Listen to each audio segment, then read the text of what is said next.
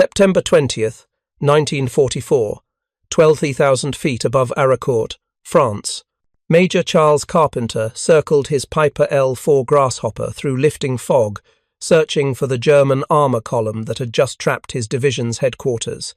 Below him, 60 tons of Panther tanks were advancing toward American positions, and every fighter squadron in Patton's Third Army was grounded by weather. Preparing and narrating this type of story took us long efforts and hard work, so if you are enjoying the story, please consider subscribing to our channel. The Grasshopper wasn't a fighter. It was a fabric-covered observation plane with a top speed of 80 miles per hour, no armor, no defensive weapons, designed to spot artillery targets and photograph enemy positions. Standard procedure when encountering enemy tanks was to climb, radio coordinates, and get the hell out. That was doctrine, that was survival, but strapped to the wing struts of Carpenter's Grasshopper were 6 M9 bazooka tubes wired to electrical switches in the cockpit, each loaded with a 3.9-inch rocket that could penetrate 99 millimeters of armor plate. What Carpenter was about to do violated every principle of aerial warfare, every regulation in the Army Air Force's manual, and every instinct of self-preservation. He rolled into a steep dive toward the Panthers. The German crews, trained to watch for P-47 Thunderbolts and P-51 Mustangs, never expected an unarmed scout plane to attack. By the time they realized what was happening, Carpenter had fired all 6 tubes. 2 Panthers stopped, tracks blown apart, crews bailing, the rest scattered. Carpenter landed, reloaded, and flew 2 more missions that afternoon. 16 bazooka rockets fired at point-blank range against the best tanks Germany could field. His commanding officers called it suicide. His fellow pilots called it insane. German tankers called it something else, the beginning of the end of their tactical impunity in France.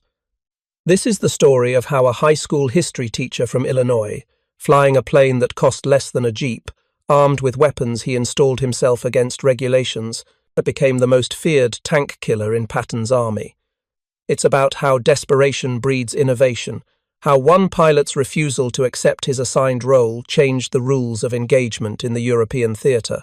And it's about how the best military innovations often come not from engineers in laboratories, but from soldiers who decide that the way things are supposed to work isn't working at all. The Grasshopper's impossible problem. The Piper L-4 Grasshopper entered service with the U.S. Army in 1942 as an artillery observation aircraft. Based on the civilian Piper J-3 Cub, it was a minimalist design, fabric-covered steel tube fuselage, wooden wing spars, 2 seats, a 65-horsepower Continental engine, empty weight, 740 pounds. Maximum takeoff weight, 1,220 pounds. The Army bought them because they were cheap, simple, and effective at their designed mission. Fly low and slow over enemy territory, radio coordinates to artillery batteries, land in fields too small for conventional aircraft. The L-4 could take off and land in less than 300 feet, cruise at 60 miles per hour, stay airborne for 3 hours on 12 gallons of fuel. What the Grasshopper could not do was fight. It carried no weapons. The steel tube frame and fabric skin provided no protection against small arms fire. A single machine gun burst would shred the aircraft. The slow speed and low altitude made it vulnerable to everything from rifle fire to anti-aircraft artillery. The Army didn't care. The Grasshopper wasn't supposed to fight. It was supposed to observe and survive by staying out of combat. Doctrine emphasized avoidance. If you encountered enemy armor, you radioed coordinates and withdrew. If enemy fighters appeared, you dove for the treetops and ran. If ground fire intensified, you left the area. Staying alive meant knowing you were helpless and acting accordingly. By mid-1944, this doctrine was creating problems in France. The rapid Allied advance after D-Day had outrun air support infrastructure. Fighter-bomber squadrons operated from distant airfields. Weather frequently grounded heavy aircraft. Tank battles developed faster than air support could respond. American armor found itself engaging German Panthers and Tigers without aerial cover. Grasshopper pilots watched American tanks burn from positions where they could do nothing but report enemy locations and hope artillery or fighter bombers arrived in time. The frustration was immense. They had front-row seats to battles where the outcome often hinged on which side could mass firepower fastest, but they were observers only, unarmed, unarmored, unable to intervene.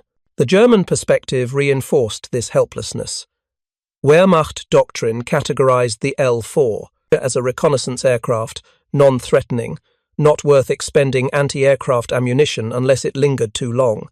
Panzer commanders knew American observation planes operated in the area. They didn't worry about them. Grasshoppers couldn't hurt tanks. This assumption was based on facts. The army had no weapon light enough for the Grasshopper's limited payload capacity that could damage armored vehicles. The 30 caliber machine guns some pilots discussed mounting weighed 40 pounds with ammunition and couldn't penetrate tank armor anyway. Hand grenades and small bombs lacked the velocity to breach steel plate. The physics seemed absolute. A 1,000-pound observation plane could not threaten a 45-ton Panther tank. If you're enjoying this deep dive into the story, hit the subscribe button and let us know in the comments from where in the world you are watching from today. Lieutenant Charles Carpenter joined the Army in 1942 at age 30. He left, behind a position teaching history at Edgington High School in Illinois. His motivation was straightforward. The country was at war. Teaching teenagers about past wars while contemporaries fought present ones felt wrong. He volunteered for flight training. Carpenter's training records described him as competent but unremarkable. He passed flight school without distinction. His instructors noted he asked unusual questions about aircraft capabilities and seemed more interested in what planes could do than what regulations said they should do. This curiosity wasn't valued. The Army wanted pilots who followed procedures. After commissioning as second lieutenant, Carpenter spent months in artillery observation training. The curriculum emphasized coordination with ground forces, radio procedure, target identification, maintaining position awareness. Combat survival received minimal attention because the doctrine assumed grasshoppers would avoid combat. Carpenter completed training in early 1944 and deployed to France in June. He was assigned to the 4th Armoured Division, part of Patton's 3rd Army, operating an L-4H Grasshopper for reconnaissance and artillery spotting. His duties included flying observation missions over enemy territory, directing artillery fire, photographing German positions, and occasionally serving as General John Wood's personal transport pilot. The work was dangerous but indirect. Carpenter would locate German positions, radio coordinates, and artillery would engage targets he couldn't see hit, or he'd spot enemy movement, report it, and hours later learn whether anything had happened. The delay between observation and action frustrated him. He watched German tanks maneuver into ambush positions, knowing American armor would drive into them before artillery could respond. By August 1944, Carpenter had flown dozens of missions. He'd been shot at repeatedly. His aircraft had accumulated bullet holes in wings and fuselage. He'd watched American tanks destroyed from positions where he could observe but not intervene. The experience convinced him that observation without action was insufficient. Other L-4 pilots shared this frustration.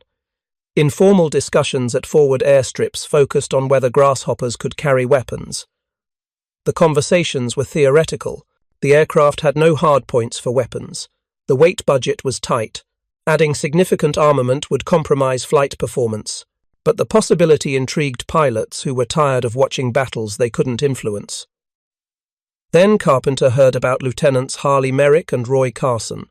They had mounted bazookas on their grasshoppers and destroyed German trucks. The modification was unauthorized, improvised, and effective. Carpenter decided to try it himself, the weapon that shouldn't work. The M9 bazooka, officially designated launcher rocket, 2.36-inch, anti-tank M9, was introduced to U.S. forces in 1943. It was a shoulder-fired, electrically ignited rocket launcher designed to give infantry units portable anti-tank capability. The weapon consisted of a steel tube, electrical firing mechanism, simple sights, and fin-stabilized rockets with shaped charge warheads. The bazooka fired M6A3 high-explosive anti-tank rockets. Each rocket weighed 3.4 pounds, contained 1.6 pounds of explosive, and could penetrate 99 millimeters of armor at 30-degree impact angle. Effective range was approximately 150 meters against stationary targets.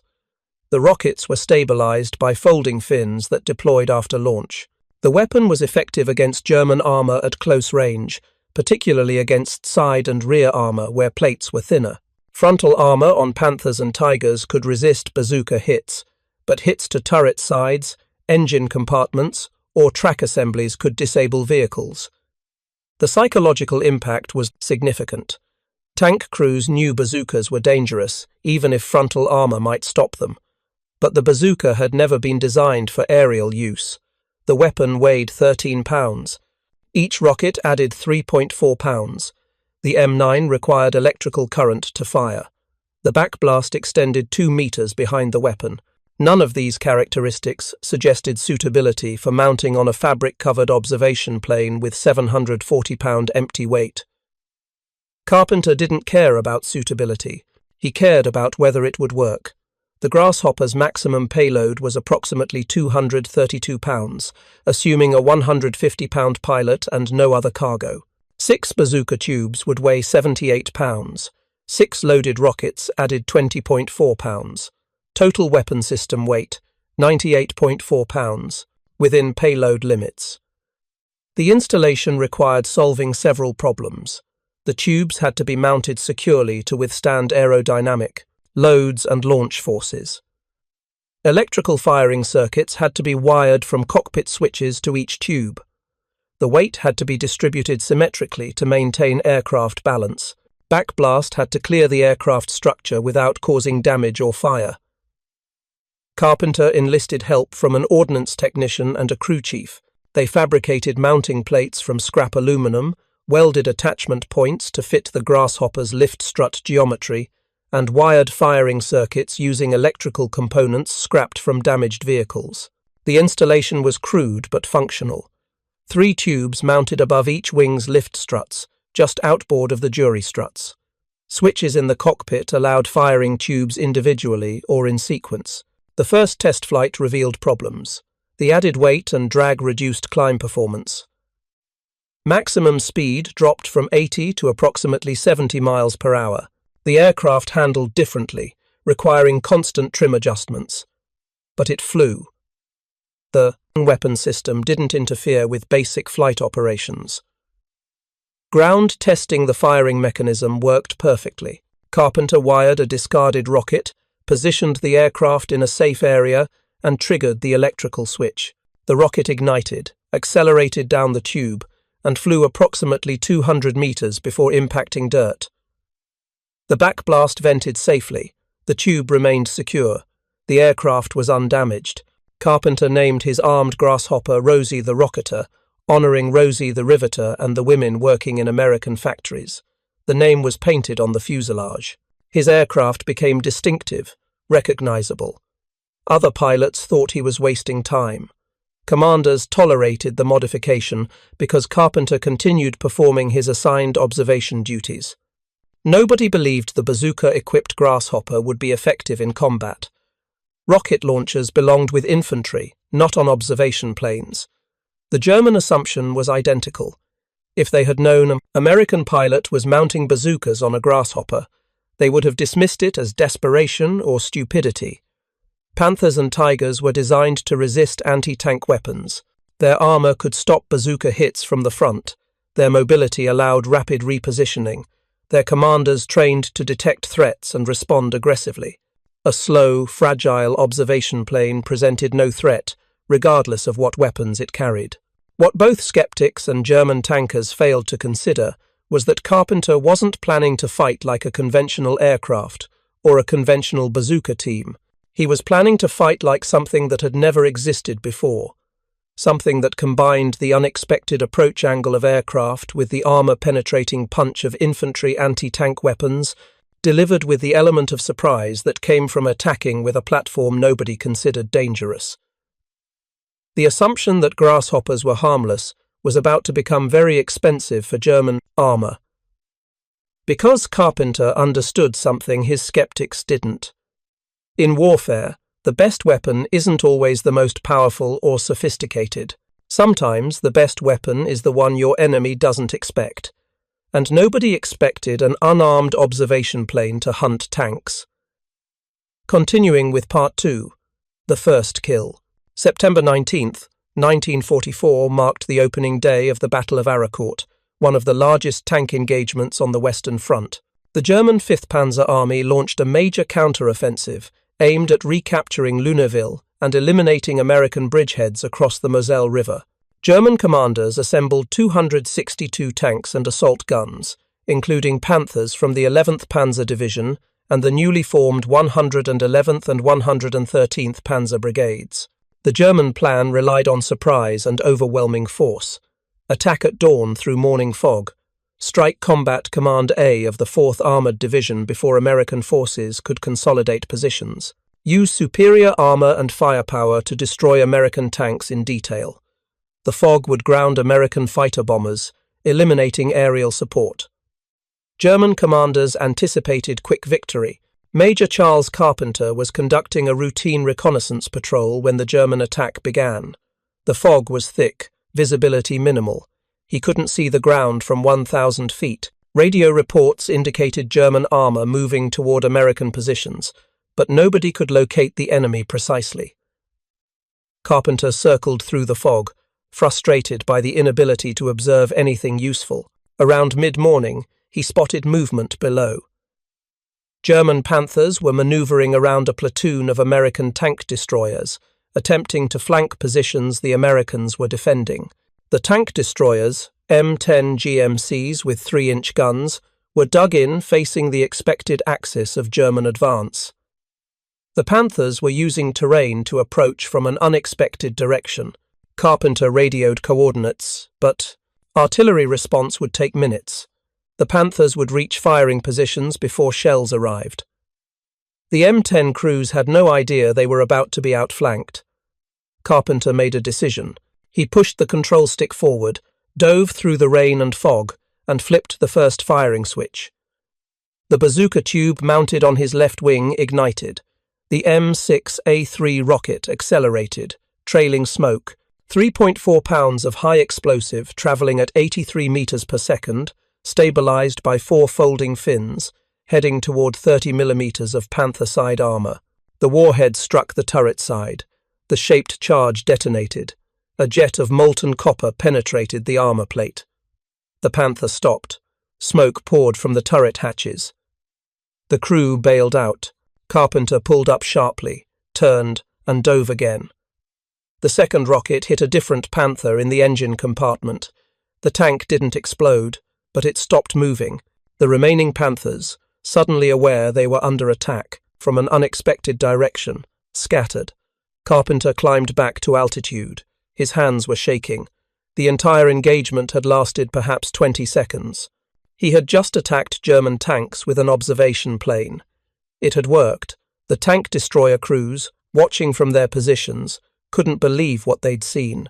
Neither could Carpenter's commanders when he landed and reported the engagement. The initial reaction was disbelief, followed by anger. Carpenter had violated doctrine, endangered his aircraft, and attacked enemy armor without authorization. The Grasshopper was not an attack aircraft. His mission was observation. He was ordered to cease unauthorized combat operations immediately, but the tank destroyer crews told their story. Carpenter's attack had disrupted the German flanking maneuver. 2 Panthers destroyed or disabled. The remaining Panthers withdrew instead of pressing the attack. The M10 crews were alive because a Grasshopper pilot with homemade weapons had intervened when nobody else could. The tactical results were undeniable. General John Wood, commanding the 4th Armored Division, heard the reports. Wood was pragmatic. Doctrine mattered less than results. If Carpenter's modification worked, he wanted more of it. Wood gave Carpenter permission to continue attacking German armor at his discretion. The authorization was unofficial, verbal, deniable if things went wrong, but it was authorization. Carpenter flew more missions that day. Each time he encountered German armor, he attacked. The Panthers and Tigers were vulnerable from above. Their top armor was thinner than frontal plates.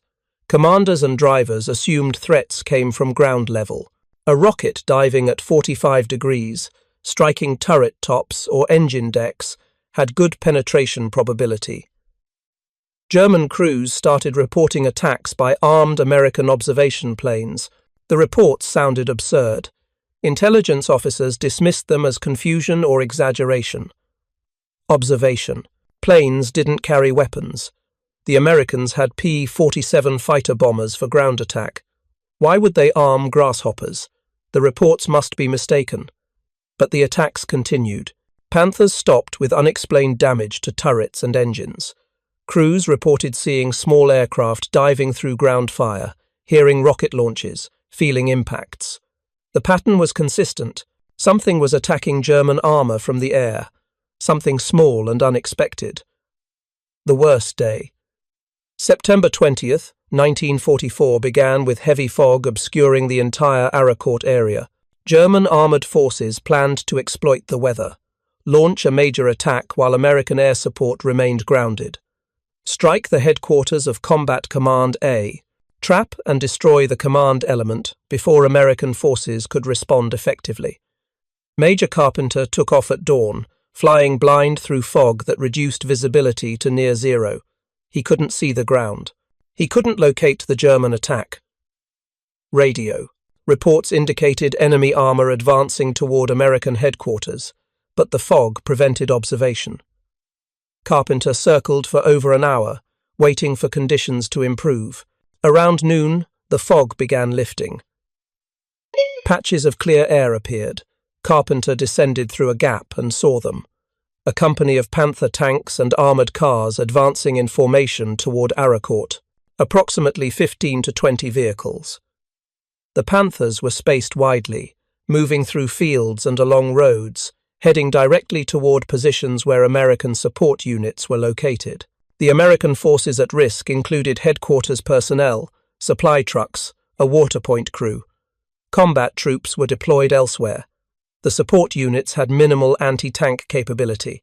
If the Panthers reached them, casualties would be severe. No American armor was positioned to intercept. Artillery was engaged elsewhere. Fighter bombers were still grounded by weather. Nobody was coming. Carpenter rolled into his attack dive. German infantry spotted him immediately. Machine gun, fire and rifle shots converged on the Grasshopper. Tracer rounds streaked past the wings. The fabric skin provided no protection. A single bullet through the engine or fuel tank would be catastrophic. Carpenter ignored the fire. He fired all 6 bazooka tubes in sequence, 6 rockets diving toward the Panther formation. 2 hits. One Panther stopped, crew abandoning the vehicle. Another slewed sideways, track destroyed. The formation scattered, Panthers breaking in different directions. Commanders trying to locate the threat. Carpenter climbed through the ground fire, returned to his forward airstrip, and landed. His crew chief counted bullet holes. 7 rounds had penetrated the fabric. 1 had passed within inches of the fuel tank. Another had torn through the cockpit area just behind Carpenter's seat. The aircraft was still flyable. Carpenter supervised reloading all 6 bazooka tubes. The process took 15 minutes. Off again, returned to Arracourt, and located the German formation. They had regrouped and were advancing again. He attacked from a different direction. This time the Germans were ready. The volume of ground fire was intense. Carpenter emptied his tubes again, scoring at least 1 additional hit on a Panther that caught fire. He returned to base, reloaded, and flew a 3rd mission that afternoon. By the end of the day, he had fired 16 bazooka rockets at the German formation. Official credits: 2 Panthers disabled, several armored cars damaged, approximately a dozen German soldiers killed or wounded. The tactical impact exceeded the kill numbers. The Panther formation, harassed repeatedly by an unexpected threat, abandoned the attack on Combat Command A headquarters. The Panthers withdrew to defensive positions instead of pressing forward. The American support units, including the water point crew that had been directly threatened, escaped. The headquarters remained functional. Carpenter's after-action report described the missions in matter-of-fact language. Times, targets, results. Just facts. His commanders read the report, read the supporting accounts from ground troops who had witnessed the attacks, and understood they were observing something unprecedented. Word spread through the 4th Armored Division faster than official channels could distribute reports. A Grasshopper pilot was hunting Panthers with bazookas. The pilot was a former high school history teacher. His plane was named Rosie the Rocketer. He attacked through ground fire that should have destroyed him. He landed, reloaded, and attacked again. Soldiers started calling him Bazooka Charlie. The nickname appeared in Stars and Stripes, the military newspaper. Associated Press picked up the story. By early October, newspapers back in the United States were running accounts of the history teacher who flew a Piper Cub armed, with bazookas against German tanks. The stories emphasized the David versus Goliath angle, 1,000-pound observation plane versus 45-ton Panthers, fabric and wood versus steel armor.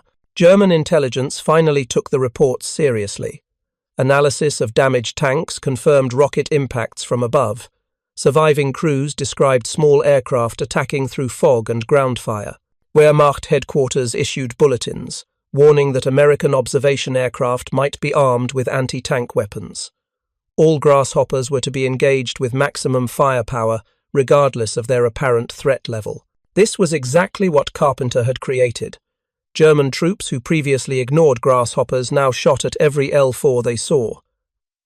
The sky became more dangerous for all observation pilots, but the psychological impact on German armor was significant. Panther and Tiger crews, accustomed to dominating ground engagements, now had to watch for threats from above. Tank commanders who formerly kept hatches open for better visibility now stayed buttoned up. The constant vigilance degraded effectiveness. Other American pilots attempted to replicate Carpenter's success. Several L-4 pilots installed bazookas on their Grasshoppers. Some achieved kills. Most found that flying into concentrated ground fire while attacking armor required nerves and judgment that few possessed. One pilot told reporters dryly that driving a fragile aircraft into a hail of German small arms fire was extremely unhealthy and returned to observation duties. Carpenter continued attacking. By mid-October, he was officially credited with 6 German tanks destroyed. The actual number was probably higher, but many hits couldn't be confirmed. Damaged tanks that limped away and broke down later. Crews that abandoned vehicles before Carpenter could observe the results. The chaos of battle made precise accounting impossible. The psychological shift, the transformation in German tactical behavior was more significant than the kill numbers suggested. Before Bazooka Charlie, German armor operated with the confidence that came from technical superiority. Panthers could destroy Shermans at ranges where American tanks couldn't effectively return fire. Tigers were nearly invulnerable to most American anti-tank weapons. German commanders used this advantage aggressively, positioning armor to dominate key terrain and accepting risks because their protection allowed it. After Bazooka Charlie, German commanders had to consider threats from unexpected vectors. Tank formations that previously moved with hatches open for better visibility now kept buttoned up, reducing situational awareness. Panthers that would have pushed aggressively into American positions now moved more cautiously, watching for Grasshoppers. The psychological edge that came from superior armor began eroding. Wehrmacht intelligence reports from late September and October 1944 consistently mentioned armed American observation aircraft. The reports described attacks from multiple angles, difficulty in predicting when and where Grasshoppers would appear, and the psychological impact on crews who felt vulnerable despite their armor protection. One captured German tank commander told interrogators, "We used to ignore the small American planes. Now we shoot at everything that flies. But they are hard to hit, and sometimes they hit us first."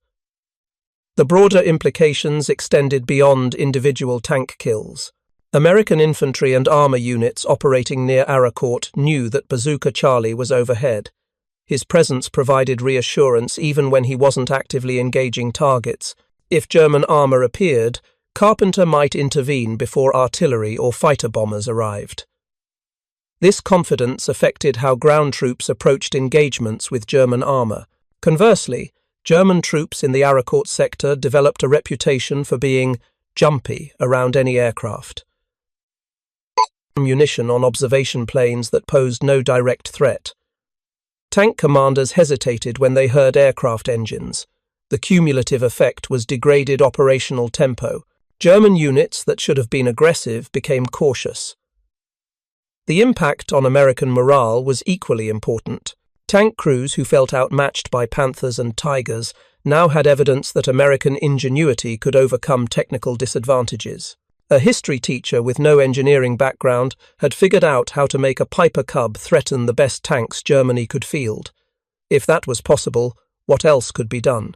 The example validated improvisation, encouraged creative problem-solving, and demonstrated that doctrinal limitations were not absolute. If you find this story engaging, please take a moment to subscribe and enable notifications. It helps us continue producing in-depth content like this. Carpenter himself gave interviews to military journalists. His comments revealed a man who understood the symbolic importance of what he had accomplished. When asked about his tactics, he told a Stars and Stripes correspondent, "The word must be getting around to watch out for cubs with bazookas on them. Every time I show up now, they shoot with everything they have. They never used to bother cubs. Bazookas must be bothering them a bit." In another interview, Carpenter described his philosophy of warfare. "Some people around here think I'm nuts, but I just believe that if we're going to fight a war, we have to get on with it 60 minutes, an hour, and 24 hours a day. My idea of fighting is to attack, and then attack again." This attitude contrasted with the cautious observation doctrine the Army had trained him to follow. Carpenter rejected the assigned role of passive observer in favor of active combatant. His fellow pilots had mixed reactions. Some admired his courage and effectiveness. Others thought he was reckless, endangering himself and potentially other observation pilots by making grasshoppers into targets. The debate reflected deeper tensions in military culture between following established procedures and adapting to circumstances. Carpenter represented adaptation. His critics represented institutional caution. General Patton heard about Bazooka Charlie. Patton appreciated aggression and results. He made no official comment, but Patton's staff ensured Carpenter received recognition and was left alone to continue his unconventional operations. The unofficial message was clear. Innovation that worked was acceptable, even if it violated doctrine. Preparing and narrating this type of story took us long efforts and hard work. So, if you are enjoying the story, please consider subscribing to our channel. The Germans never developed an effective counter to bazooka-armed grasshoppers. The obvious response would have been dedicating anti-aircraft assets to suppress observation planes, but German forces in the Lorraine campaign were already overstretched. Dedicating limited anti-aircraft resources to shooting down slow observation planes meant fewer resources for engaging fighter bombers. The Germans couldn't afford that trade. Alternative responses were equally impractical. Improving Panther top armor would have increased weight and reduced mobility. Positioning anti-aircraft vehicles with every tank formation would have required resources Germany didn't have.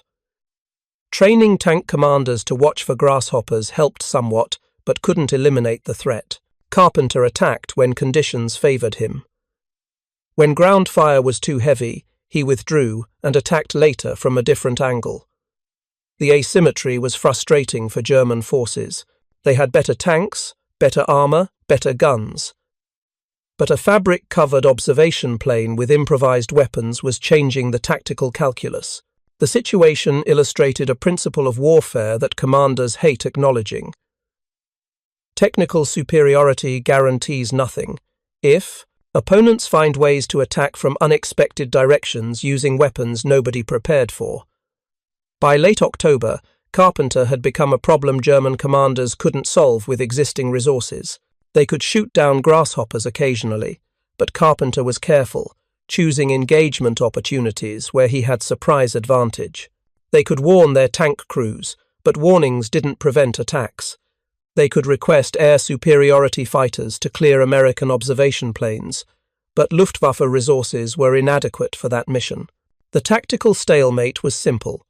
Carpenter could attack German armor when he chose favorable conditions. German forces could make those conditions rare, but not eliminate them. The result was persistent harassment that degraded German operational effectiveness without overwhelming German forces. Exactly the kind of asymmetric advantage that frustrates conventional military thinking. The cost of innovation. The price Carpenter paid for his. Unconventional warfare was measured in bullet holes and close calls. His aircraft accumulated damage from German ground fire on nearly every mission. Crew chiefs patched fabric, replaced damaged struts, and marveled that the fragile plane kept flying. Several times, rounds passed within inches of killing Carpenter.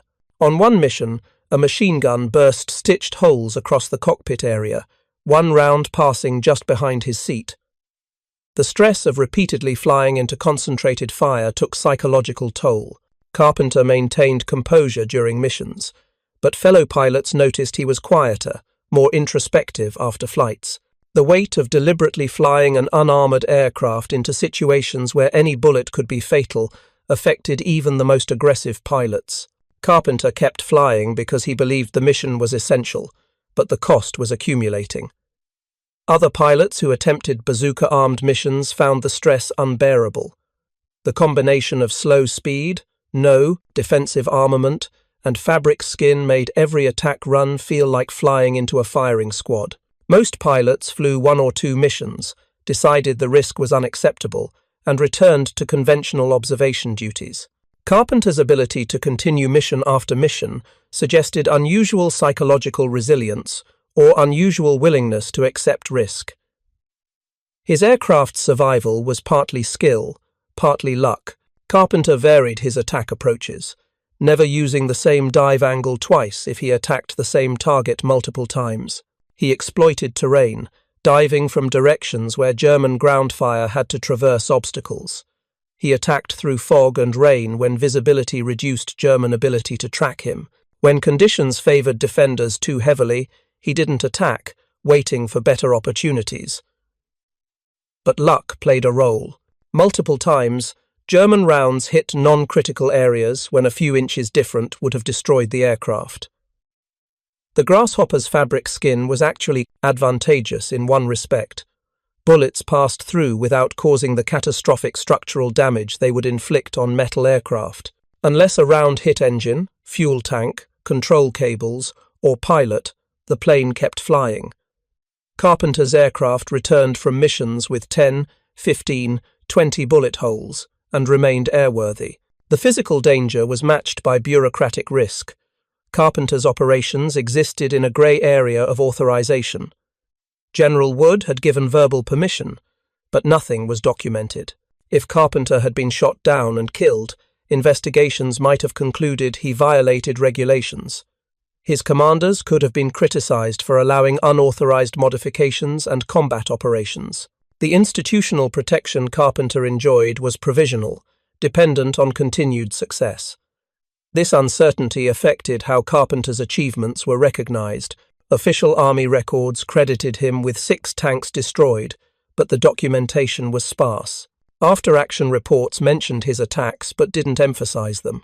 The Army was ambivalent about publicizing a history teacher with improvised weapons, achieving results that properly equipped attack aircraft sometimes failed to achieve.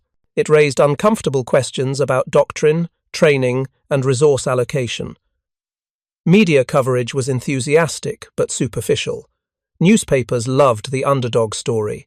The articles emphasized Carpenter's civilian background, the David versus Goliath nature of Grasshopper versus Panther, and the audacity of attacking tanks with a Piper Cub.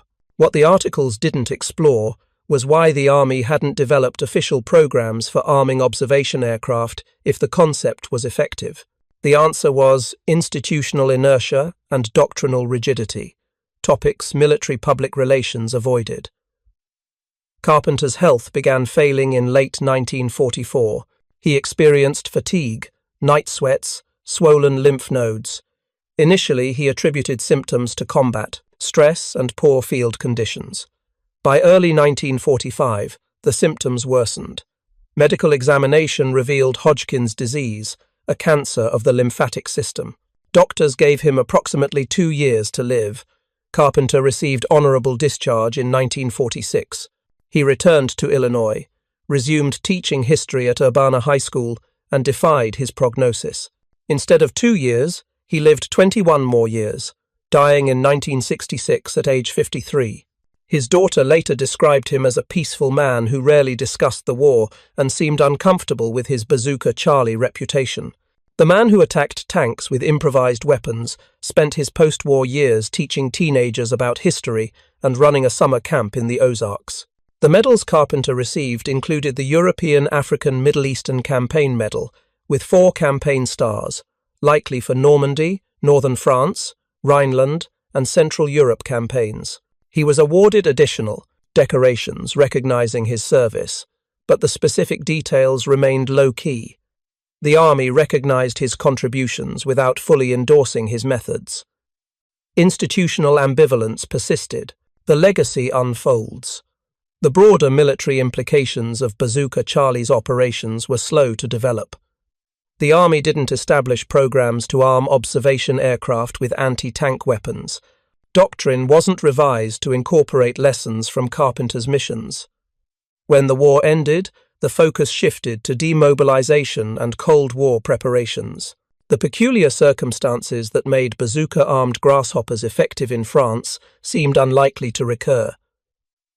But Carpenter's example influenced thinking about asymmetric warfare and improvised solutions. The story became a case study in military innovation courses. The lesson wasn't that observation planes should attack tanks.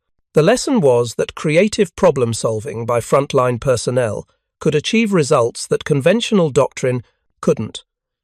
Empowering soldiers to identify problems and develop solutions produced advantages that top-down planning missed. The Korean War saw limited experimentation with armed observation aircraft.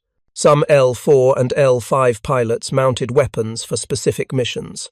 The results were mixed. The tactical situations in Korea differed from France 1944. Chinese and North Korean forces deployed more anti-aircraft weapons. The open terrain offered fewer opportunities for surprise attacks. The experiments didn't lead to widespread adoption. The helicopter eventually replaced fixed-wing observation aircraft for many missions. Helicopters could hover, land in confined spaces, and carry heavier payloads.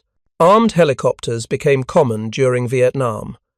The AH-1 Cobra attack helicopter represented the institutional acceptance of dedicated armed observation and light attack aircraft. The doctrinal journey from rejecting Carpenter's improvised bazookas to fielding purpose-built attack helicopters took 2 decades. Modern military thinking credits Carpenter's operations as early example of close air support delivered by unconventional platforms.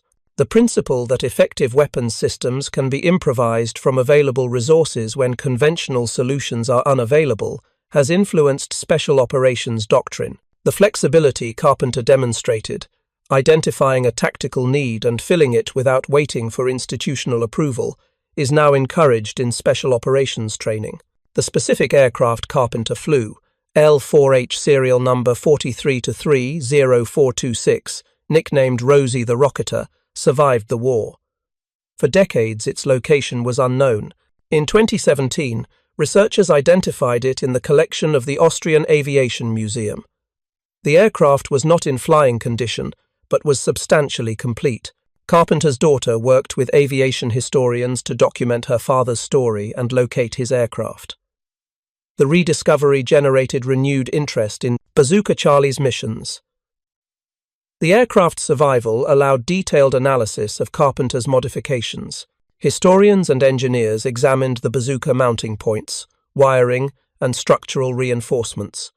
The fabrication quality was crude by engineering standards but entirely functional. The mounts had held through dozens of rocket launches. The wiring had remained reliable. The structural integrity had survived combat damage. The modifications validated the principle that battlefield improvisation could produce effective results with minimal resources. German records provided additional perspective. After-action reports from 5th Panzer Army units engaged at Arracourt mentioned armed American observation aircraft repeatedly. The reports described confusion about what type of aircraft was attacking and what weapons it carried. Intelligence summaries warned that American Grasshoppers might be armed with anti-tank rockets. Frontline units were instructed to engage all observation aircraft with maximum available firepower. The German response proved Carpenter had achieved strategic impact, forcing German forces to dedicate resources to shooting down observation planes, making tank crews more cautious, and degrading German operational tempo contributed to American success at Arracourt. The Battle of Arracourt resulted in overwhelming American victory. German forces lost approximately 200 tanks and assault guns, approximately 76% of committed armor. American losses were 48 tanks destroyed or damaged, including many repaired and returned to service. Multiple factors contributed to German defeat at Arracourt. American intelligence was superior. American tactics exploited terrain effectively. American crews had better training. German logistics were inadequate. But Bazooka Charlie's harassment of German armor was a contributing factor. The psychological impact of unexpected attacks from improvised weapons degraded German effectiveness at crucial moments. Post-war analysis by U.S. Army historians concluded that innovative use of available resources contributed significantly to American success in the Lorraine campaign. The specific mention of bazooka-armed observation aircraft indicated institutional recognition of Carpenter's contributions, though the analysis stopped short of endorsing similar modifications for future conflicts. The lesson was acknowledged without being fully embraced.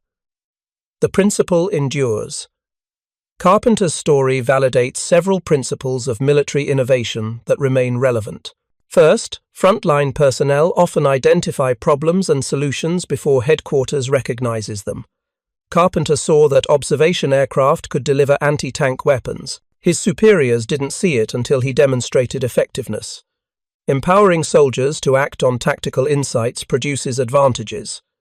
Second, technical sophistication matters less than tactical effectiveness. Carpenter's modifications were crude. The bazooka mounts were welded scrap metal. The wiring was salvaged components. Engineering standards would have rejected the design, but it worked in combat. The gap between engineering perfection and battlefield sufficiency is where improvisation thrives. Third, psychological impact often exceeds material damage. Carpenter destroyed 6 tanks officially, probably more unofficially. The material impact was modest, but forcing German tankers to watch for grasshoppers, making them cautious, degrading their confidence in armor protection, had cumulative effect that transcended individual kills. Warfare is psychological as much as material. Fourth, institutional resistance to innovation is predictable and often wrong. The Army initially opposed Carpenter's modification. Doctrine said observation planes don't attack tanks. Regulations prohibited unauthorized weapons installations. Safety considerations argued against mounting rockets on fabric-covered aircraft. All official reasons for not doing what Carpenter did were logical, reasonable, and counterproductive. Innovation requires willingness to challenge orthodoxy. Fifth, the best military innovations often come from unexpected sources. Carpenter was a high school history teacher, not an engineer or professional soldier. His background gave him no special qualifications for developing novel weapons systems, but his willingness to experiment, his tactical judgment, and his courage produced results that professional military planners hadn't conceived. Diverse perspectives generate solutions that homogeneous institutions miss. The final assessment is unambiguous. Charles Carpenter's improvised modification, 6 bazooka tubes welded to a Piper Grasshopper, was militarily significant. It destroyed German armor, degraded German tactical effectiveness, improved American morale, and demonstrated that innovation could overcome material disadvantages. The modification cost almost nothing to implement, required no advanced technology, and could be installed by field maintenance personnel in hours. It worked because it addressed the actual problem American forces faced. The problem wasn't that grasshoppers lacked firepower. Everyone knew grasshoppers were unarmed. The problem was that German armor operated with impunity when weather-grounded fighter bombers and artillery couldn't respond fast enough. Carpenter's solution didn't eliminate German armor.